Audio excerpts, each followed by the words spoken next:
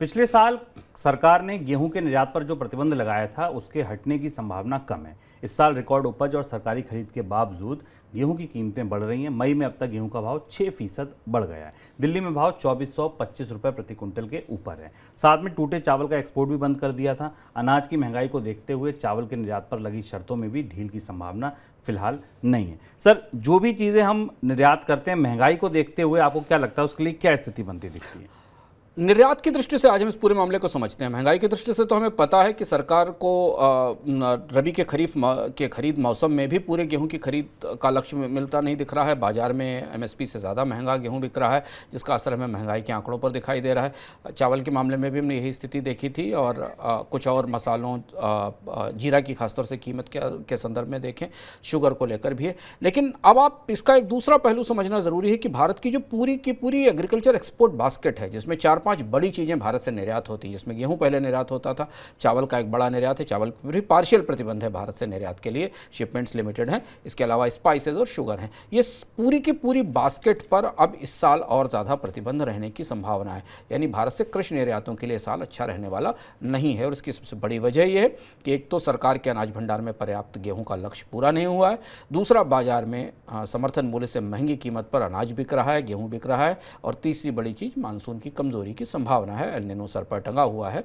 और सूखे की संभावना के कारण और बाजार में अनाज और खाने पीने की चीज़ों की महंगाई बढ़ते रहने की ज़रूरत है, की आशंका है। और इसके साथ स्पाइसेस जो भारत का एक बड़ा निर्यात है, उनकी भी कीमतें बढ़ी हैं। हालांकि स्पाइसेस के निर्यात पर भी कोई सख्ती नहीं है, लेकिन मौजूदा परिस्थितियाँ जो दिखाई दे रही हैं उसमें स्पाइसेस के निर्यात को लेकर भी सवाल आने वाले समय में उठ सकते हैं, क्योंकि भारत से स्पाइसेस का एक बड़ा निर्यात होता है और उसमें खासतौर से चीन को एक बड़ा निर्यात स्पाइसेस का जा रहा है। और अगर इस मामले में आप जानना चाहते हैं कि भारत चीन को कितना मसालों का निर्यात करता है, तो मैंने इनकी वेबसाइट के ऊपर एक विशेष खबर भी है, जैसे जाकर आप पढ़ सकते हैं और जान सकते हैं कि भारत का कितना मसाला चीन को निर्यात हो रहा है।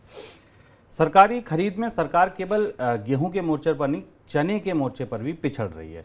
इस साल जो लक्ष्य रखा गया था उसके पूरा होने की उम्मीद नहीं है। इस साल रिकॉर्ड उपज को देखते हुए सरकार ने किसानों से 32 लाख टन चना खरीदने का लक्ष्य निर्धारित किया था, लेकिन सरकार की तरफ से चना खरीद के लिए अधिकृत एजेंसी नेफेड ने पिछले हफ्ते शुक्रवार तक 20.44 लाख टन चने की खरीद की थी और आगे चलकर खरीद में बहुत ज़्यादा बढ़ोतरी की संभावना फिलहाल नहीं है।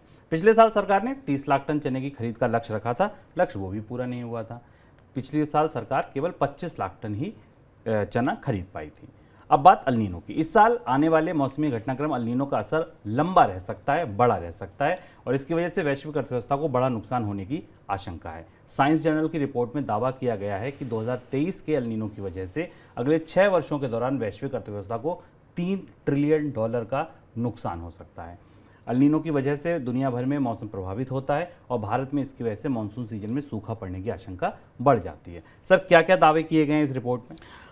इस रिपोर्ट में एक सबसे बड़ी बात है कि पूरी दुनिया की अर्थव्यवस्थाओं को करीब $3 ट्रिलियन का नुकसान होगा, लेकिन दूसरी उसके साथ 2-3 और अलग अलग सूचनाएं जो इस रिपोर्ट से मिलती हैं और अंतर्राष्ट्रीय पर्यावरण के जो वॉचडॉग्स हैं उनकी तरफ से सूचनाएं मिलती हैं कि यहाँ से गर्म मौसम का एक दौर शुरू होगा और जिसकी संभावना है कि जो 1.5 डिग्री सेंटीग्रेड का अधिकतम तापमान होने की आशंका थी, वो आंकड़ा या ये पैमाना अगले 2-3 साल में पार हो सकता है। यानी ये एल निनो इस साल की घटना नहीं रहेगा। ये रिपोर्ट बता रही है कि एल निनो के मौसम का असर इस साल बढ़ने वाली गर्मी और समुद्र के तापमान में जो बढ़ोतरी है उसका असर अगले 2-3 साल तक ट्रैवल करेगा। इसलिए दुनिया की अर्थव्यवस्थाओं पर इसका असर अगले 2-3 साल तक रहेगा। वजह सिर्फ यही नहीं कि इस साल के मानसून के लिए खतरा है, लेकिन समुद्री तापमान में बढ़ोतरी जो कि पहले से ही मौजूद थी, वो बढ़ोतरी पर्यावरण के लिए और क्लाइमेट चेंज को आने वाले समय में प्रभावित करेगी।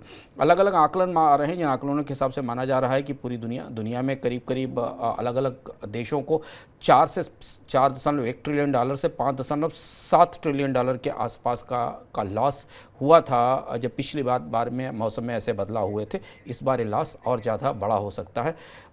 भारतीय मानसून इसका एक बड़ा पैमाना होगा, क्योंकि भारतीय मानसून एक ऐसा पैटर्न है जो पूरी दुनिया में करीब से देखा जाता है और उसका जीविका पर, कृषि उत्पादन पर बहुत सीधा असर पड़ता है। और मानसून की कमजोरी और सूखा जिसकी संभावना दिखती है, इसके बाद ये और स्पष्ट होगा कि एल निनो का असर बाकी अर्थव्यवस्थाओं पर कितना गहरा होने वाला है।